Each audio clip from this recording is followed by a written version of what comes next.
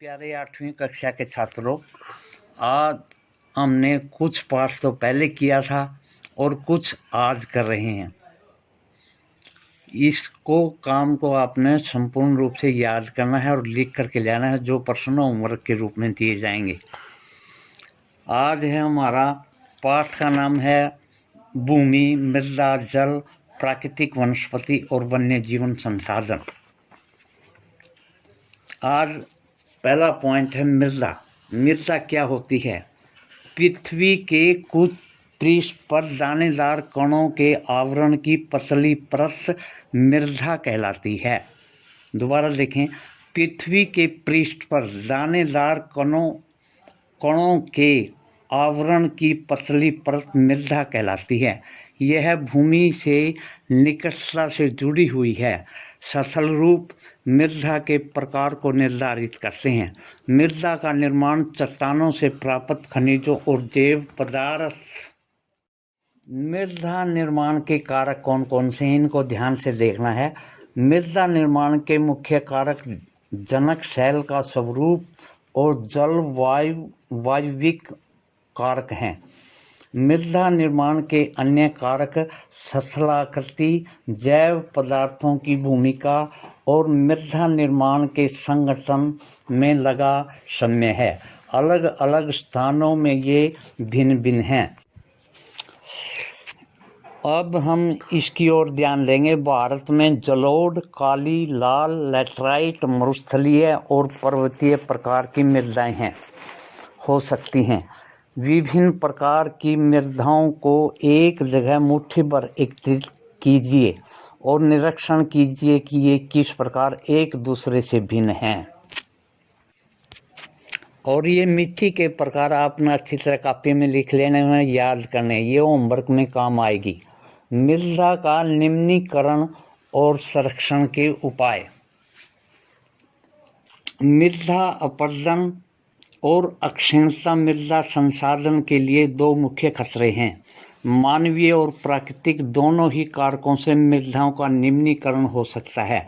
मृदा के निम्नीकरण में सहायक कारक वनों उन्मूलन, अतिचारण, रासायनिक उर्वरकों और कीटनाशकों का अत्यधिक उपयोग, वर्षा दोहन, भूस्खलन और बाढ़ हैं। मृदा संरक्षण की कुछ विधियां इस प्रकार हैं। मल्च बनाना। नंबर 1, पौधों के बीच अनावृत भूमि जैव पदार्थ जैसे परवाल से ढक दी जाती है। इसमें मृदा की आर्द्रता रुकी रहती है। दूसरी विधि की ओर बढ़े हैं। वेदिका फार्म।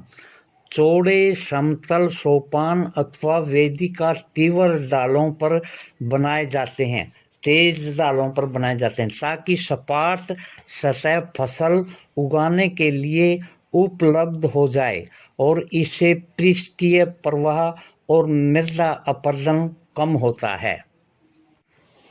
इसमें आप चित्र में भी देख सकते हैं। वेदिका फार्म, इसमें सामने चित्र दिया गया है। और हम अब चित्र 2.6 समोच्च रेखीय जुताई। समोच्च रेखीय जुताई क्या होती है? एक पहाड़ी डाल पर समोच्च रेखाओं के समांतर जुताई डाल से नीचे बहते हुए जल के लिए एक प्राकृतिक अवरोध का निर्माण करती है। अगला पॉइंट, रक्षक मेखलाएं। तटीय प्रदेशों और शुष्क प्रदेशों में पवन गति रोकने के लिए वृक्ष कतारों में लगाए जाते हैं, ताकि मृदा आवरण को बचाया जा सके। समोच्च रेखीय रोधिकाएं। समोच्च रेखीय पर रोधिकाएं बनाने के लिए पत्थरों घास मृदा का उपयोग किया जाता है। रोधिकाओं के सामने जल एकत्र करने के लिए खाइयां बनाई जाती हैं। चट्टान बांध। यह जल के प्रभाव को कम करने के लिए बनाए जाते हैं। चट्टान बांध यह नालियों की रक्षा करते हैं और मृदा क्षति को रोकते हैं। बीज की फसल उगाना। वर्षा दोहन से मृदा को सुरक्षित करने के लिए अलग अलग समय पर भिन्न भिन्न फसलें एकांतर कतारों में उगाई जाती हैं। अब हमारा जो अगला टॉपिक है वह जल है। जल के बारे में पढ़ेंगे। जल एक जरूरी नवीकरणीय प्राकृतिक संसाधन है। भूपृष्ठ का 3/4 भाग जल से ढका हुआ है, इसलिए इसे जल ग्रह कहना उपयुक्त है। लगभग 3.5 अरब वर्ष पहले जीवन आदि महासागरों ही प्रारंभ हुआ था। यद्यपि आज भी महासागर पृथ्वी की सतह के 2/3 भाग को ढके हुए हैं और विविध प्रकार के पौधों और जंतुओं को मदद करते हैं। महासागरों का जल लवणीय है और यह मानवीय उपयोग के लिए उपयुक्त नहीं है। इसका पूरी तरह प्रयोग नहीं किया जा सकता क्योंकि ये लवणीय है। अलवणीय जल केवल 2.7% ही है। इसका लगभग 70% भाग बर्फ की चादरों और हिमानियों के रूप में अंटार्कटिका, ग्रीनलैंड और पर्वतीय प्रदेशों में पाया जाता है। अपनी स्थिति के कारण ये मनुष्य की पहुंच के बाहर है। केवल 1% अलवण जल उपलब्ध है और वह मानव उपयोग के लिए उपयुक्त है। यह भौम जल, नदियों और झीलों में पृष्ठीय जल के रूप में वायुमंडल में जल वाष्प के रूप में पाया जाता है। मृदा निर्माण के कारक कौन कौन से हैं, इनको ध्यान से देखना है। मृदा निर्माण के मुख्य कारक इसलिए अलवणीय जल पृथ्वी का सबसे अधिक मूल्यवान पदार्थ है। पृथ्वी पर जल न बढ़ाया जा सकता है और न घटाया जा सकता है। इसकी कुल मात्रा स्थिर रहती है। इसकी प्रचुरता में विविधता प्रतीत होती है क्योंकि यह वाष्पीकरण, वर्षण और वहाँ की प्रक्रियाओं द्वारा महासागरों, वायु, भूमि और पुनः महासागरों का चक्रण द्वारा निरंतर गतिशील रहता है। जैसे कि आप जानते हैं, इसे जल चक्र कहते हैं। मनुष्य जल की बड़ी मात्रा का उपयोग न केवल अपने पीने एवं धुलाई में ही करता है, इससे भी और अधिक उत्पादन प्रक्रिया में भी करता है। जल कृषि, उद्योगों, बांधों के जलाशयों के माध्यम से विद्युत उत्पन्न करने के लिए प्रयोग किया जाता है।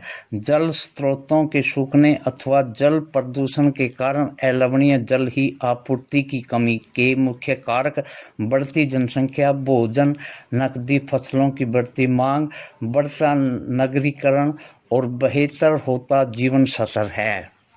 जल उपलब्धता की समस्याएं, इसके सामने क्या समस्या आती हैं? विश्व के कई प्रदेशों में जल की कमी है। अधिकांश अफ्रीका, पश्चिमी एशिया, दक्षिणी एशिया, पश्चिमी संयुक्त राज्य अमेरिका के भाग, उत्तर पश्चिमी मैक्सिको, दक्षिणी अमेरिका के भाग और संपूर्ण ऑस्ट्रेलिया अलवणीय जल की आपूर्ति की कमी का सामना कर रहे हैं। ये देश ऐसे जलवायु प्रदेशों में स्थित हैं जहां अक्सर सूखा पड़ता है। उनमें जल का अभाव अधिक समस्या बनी रहती है। इस प्रकार जल का अभाव मौसमी अथवा वार्षिक वर्षण में विविधता के परिणाम स्वरूप हो सकता है अथवा अति उपयोग और जल स्रोतों के संदूषण के कारण भी जल का अभाव हो सकता है।